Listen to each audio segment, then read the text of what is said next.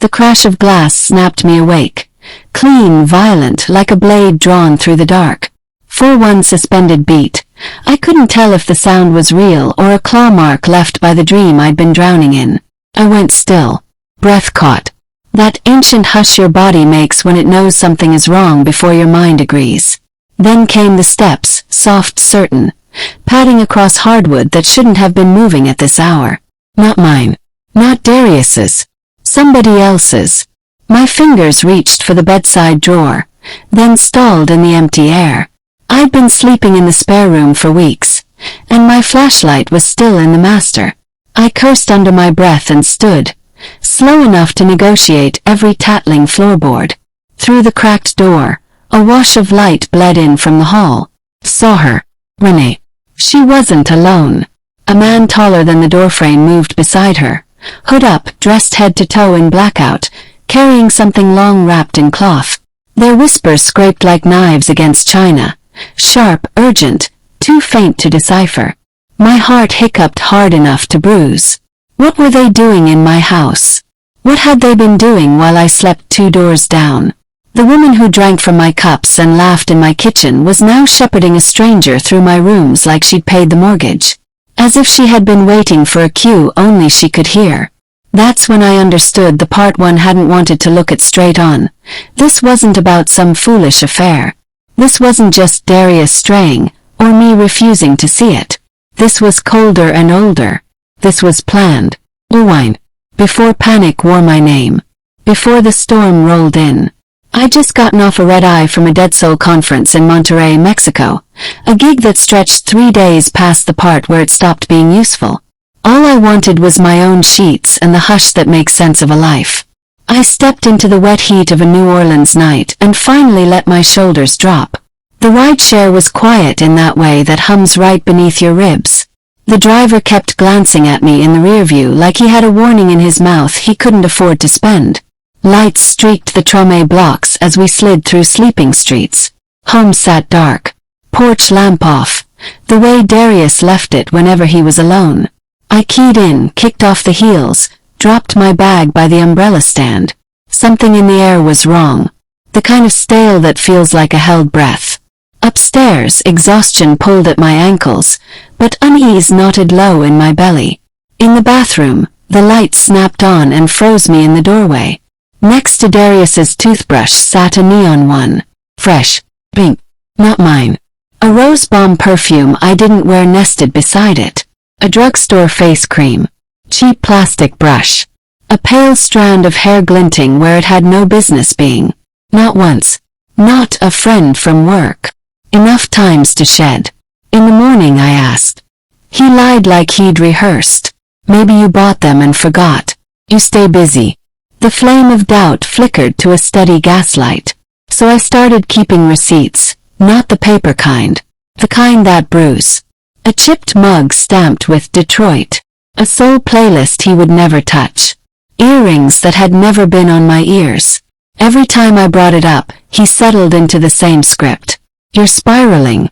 I wasn't. I installed cameras. Smiled. I watched my house become a stage where I did not exist. I learned how to move like a ghost. Then came the footage. Renee wearing my sundress. Setting her phone on my coaster. Curled on my sofa. Darius obliging, allowing, inviting. He even tried to put philosophy on it. We're trying something new. An open marriage. As if my silence had signed anything. Renee treated my home like a playground. Friends trailing laughter through hallways I painted myself. Family said nothing. Friends looked away. Gravity tilted. And somehow I was the only thing that stayed still. I wasn't idle. The deed lived in my files. My name and my name alone stamped where it mattered. I consulted a lawyer who loved strategy more than small talk. I packed. Quietly, neatly, like I was practicing leaving. Nobody noticed. I sold the house under their feet. Clean cash. No ripples. On the last morning, I sat 2 streets over and watched the new owners step across my threshold with keys still warm from the title office. Renee peeled back the curtain and saw a stranger sedan in her driveway. Darius yelled, confused, small for once. Their faces were almost worth the months I spent pretending not to break. I disappeared. New number. New lock codes. New life. But the story didn't stop there. Because here they were again, not just Darius and not just Renee, someone else in the dark with her, and this time they weren't here to toast their good luck. They were hunting something, and I was still inside. I didn't move, not at first. I let every possible scene race across my mind, searching for logic where there wasn't any. Renee's voice rode the stairs in a rush, hushed, urgent, edged with panic. Drawers opened. Furniture scraped. A dull thud landed like a period. They weren't roaming. They were searching. For what? I slid to the floor and reached beneath the guest bed for the small fireproof box I never admitted I owned. Keys, puppies, backup keys, a slim stack of cash, a burner phone with a code only my thumbs knew. My hands shook as I unlocked it and typed one word to the only person who would understand. Now. Years back, I'd met Z in a self-defense class on a sticky Saturday when every woman in the room had a different story and the same eyes. We'd never exchanged last names. Didn't need to. We traded a promise instead. If either of us sent that one word, the other would send help without a question. Downstairs, something shattered again, followed by a curse pitched low and mean. Then, unexpected as sunlight in a locked room, laughter. Renee's. No sparkle, no flirt. Just cold. The man said something I couldn't catch, and the front door slammed. I stayed still until silence grew heavy enough to touch. Dawn bled gray through the blinds while I checked the halls. Front door yawning. Rug crooked. Cabinet open. In the kitchen the trash sat gutted. Drawers rifled. The hiding place for one of my camera backups stood empty. The closet yielded worse. My box of footage gone. They knew. I should have encrypted the drive.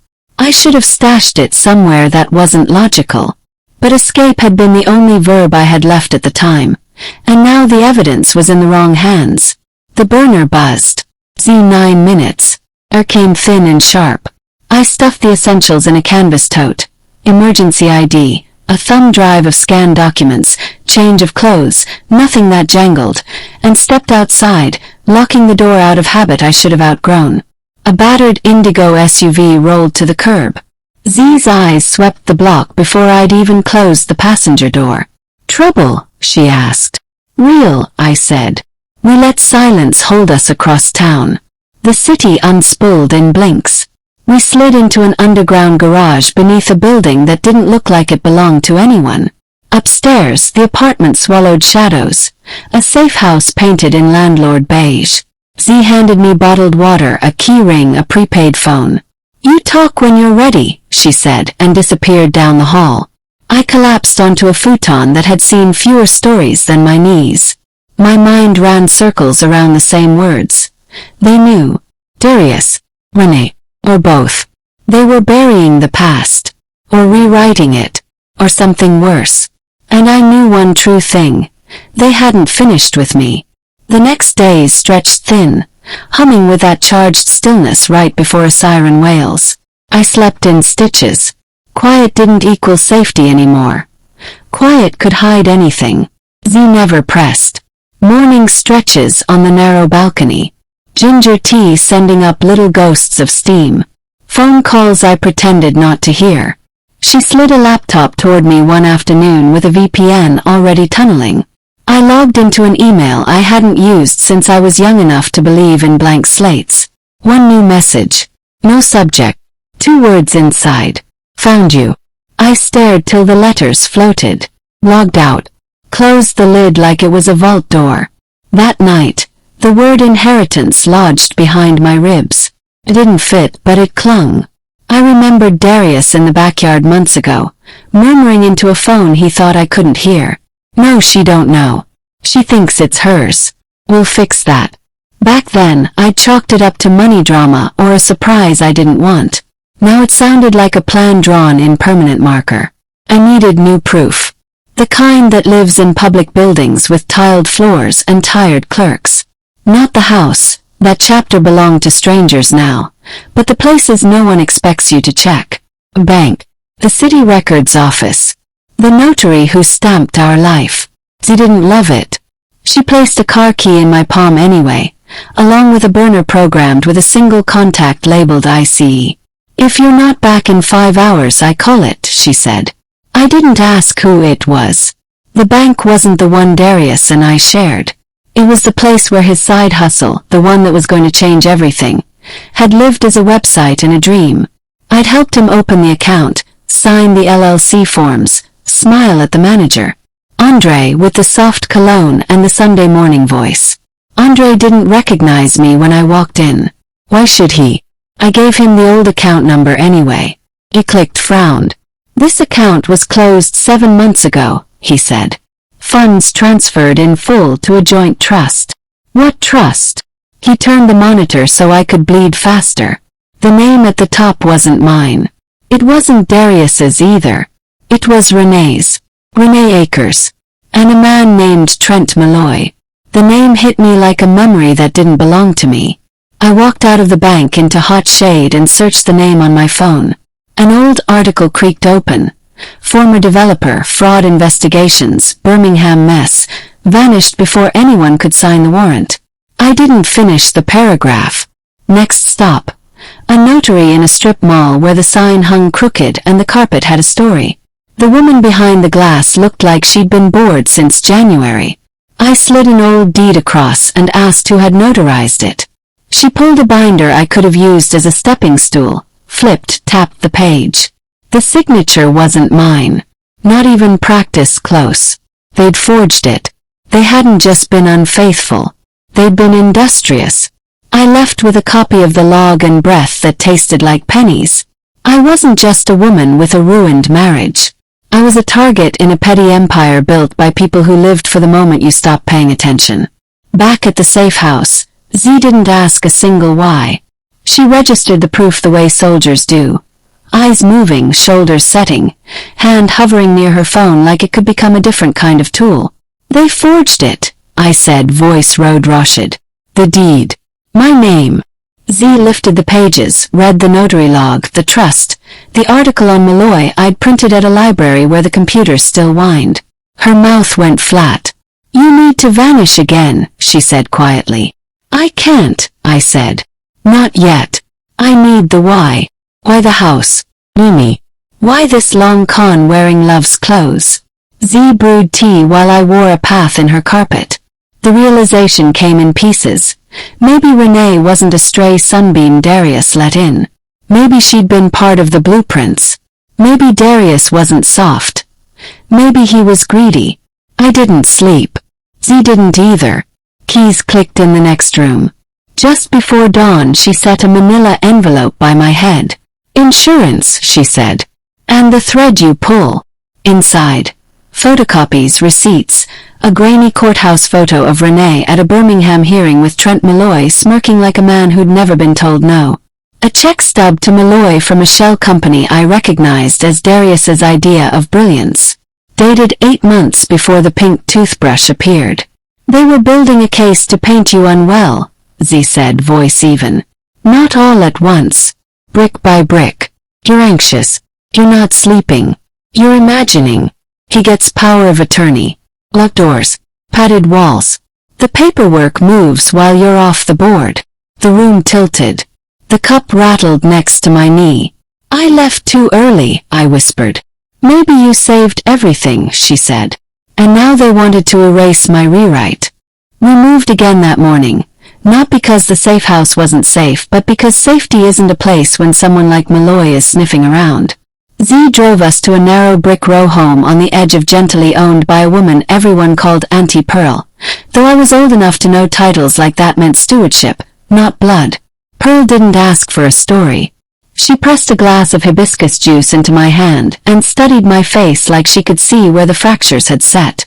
You ever shoot? She asked. I shook my head. She handed me a revolver with the kind of respect you reserve for names you say in church. Time to learn. We practiced behind the house, sound swallowed by hedges and brick. My hands trembled through the first 6 rounds. Pearl stood behind me, patient, adjusting my stance the way a music teacher guides a wrist. Breathe, baby. Let the breath do the work. After a dozen shots, something inside me slid into place. Not bravado, not even calm, just ownership. Or fear. Of the shape it makes. Of the space it doesn't get to fill. By sunset, Z had sketched a plan across Pearl's kitchen table. I would go to the parish courthouse and file. Fraud, injunctions, the whole ugly string. Make it real in the place that stamps reality for a living. Pearl nodded once. They'll come sniffing when you move the air, she said. They always do. Rain braided the morning sky as I reached the courthouse. I wore a borrowed blazer and the kind of steadiness you can carry only for so long. The folder in my tote felt heavier than paper. Deed copies, birth certificate, the forged notarization, bank prints, logs. My life pressed flat and stapled. Inside smelled like bleach and old arguments. Every footfall echoed like a gavel you can't appeal. I told the clerk I needed to file a civil claim for property fraud. She slid a clipboard without looking up. I block-lettered my answers. Hand steady even as my chest buzzed. Her eyes finally flicked to the names. Darius Holt, Renee Akers, Trent Malloy. Something pinched in her expression. She told me to wait. I sat on the hard chair with shoulders squared to the clock. Counted seconds. Reviewed my document order. Refused to entertain the possibility of a door closing with me on the wrong side again. A woman approached. Tawny skin. Smart eyes behind thin frames. She introduced herself as Asha Miran, an attorney who handled expedited claims. Walk me through it, she said. So I did. From the toothbrush to the forged deed to the night visitor wrapped in black cloth. I watched her face shift, from professional blank to a kind of quiet anger I recognized in myself. You have more than enough, she said. We'll get a temporary restraining order. We'll freeze anything they've moved. And then we'll make it permanent. I believed her because she didn't sell hope. She mapped it. I walked out under a broken sky feeling taller by the width of my name. That evening, Pearl's house settled around us, wind fingering the live oaks, a dog 2 blocks over announcing the mail truck like it was a prophecy. I brushed my teeth with the revolver sitting heavy by the soap dish. That's when I saw the car, parked across the street. Lights off, engine idling. I flicked the bathroom switch and let the house eat the light. Z was already at the front window. They early, she said. You know the car. She nodded. Malloy. I didn't ask how she recognized it. Pearl laced her boots in the hall and holstered her iron like she'd rehearsed this moment a decade ago. She handed me a second phone in a red case. If we don't come back, take this to Miran. It's got what you'll need. I wanted to pretend we were being dramatic. But anyone who's ever been hunted learns fast that self-preservation is not melodrama. The knock came a few minutes after midnight. One sharp rap. Silence. Z opened the door. Renee stood there, thinner, eyes sunken, her gaze scaling the room until it pinned me. You need to stop, she said, voice quick and raw. You don't know what you're inside of. I know enough, I said, stepping into the light. Malloy leaned against the hood across the street, arms folded like a man posing for his own wanted poster. He didn't blink. You think a lawsuit makes this clean? Renee hissed. You think truth is a key? I don't care what ends it, I said. I care that it ends. Pearl stepped into the doorway and let the weight of her presence do half the talking. Unless you're here to return what you stole, go on now. Renee didn't move. Pearl did. She slid the revolver from her hip, thumbed back the hammer. The click tucked itself into the night like a promise. Malloy moved a fraction. Renee caught his sleeve. Not tonight, she whispered. They left. But I knew better than to count that as mercy. What followed were weeks of paper and planning. Miran moved like a storm you can schedule, filing injunctions in the morning and making phone calls that bent afternoon light. Documents traded hands in quiet hallways. I gave interviews under an alias that tasted like copper in my mouth. Miran kept telling me the same true thing. Stories like mine get buried. We're not letting them bury this one. The court date set itself on my horizon like weather you can't pray away. I wore black to court, not for mourning but for nerve. Z sat behind me. Pearl too, her palms flat on her thighs like gospel. Darius took the stand first and aimed his eyes anywhere but mine. His story stumbled where truth should have steadied him. Renee followed in a blazer that didn't fit and a voice that frayed by the second question. Mirren never raised her tone. She didn't need to. She threaded facts until the picture refused to look like anything else. The panel went out. 2 days later they came back. Judgment in my favor. Every asset returned. The trust dissolved. Warrants stirred on Malloy's name like snakes in winter waking too early. Renee slipped out of sight before anyone could hold her still. Darius ran to another state like a man sprinting from his own reflection. None of it mattered in the way it used to. I had proof, and something quieter I hadn't touched in months. I had peace shaped like a boundary no one else drew. Months later I moved again. Not for hiding. For building. A small cottage outside Savannah. Pines whispering over a roof that didn't remember anyone else's feet. New name on the mailbox. No cameras. No performance. Just rooms learning how to echo only me. I planted collards and zinnias. I brewed tea until the kitchen smelled like safety. I wrote everything down so it couldn't be argued with. When wind worried the trees, I didn't flinch. The house was mine. Mine the way breath is yours. And that should be the end. But peace doesn't erase what you learned. Just returns your hands to you. I keep the manila envelope in a fireproof box behind cookbooks no one borrows. Inside lives the proof of what people will do when they decide you're a story they can write without you. Receipts. Logs. A still image of Renee outside a courthouse, smiling at a man who made a business out of vanishing folks on paper before he tried to do it with my life. Mirren still checks in sometimes.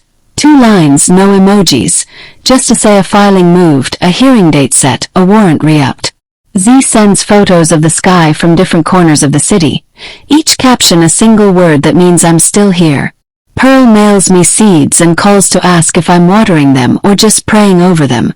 As for me, I've stopped asking why Darius opened the door and why Renee walked through it, or whether Malloy was the snake charmer or just the snake.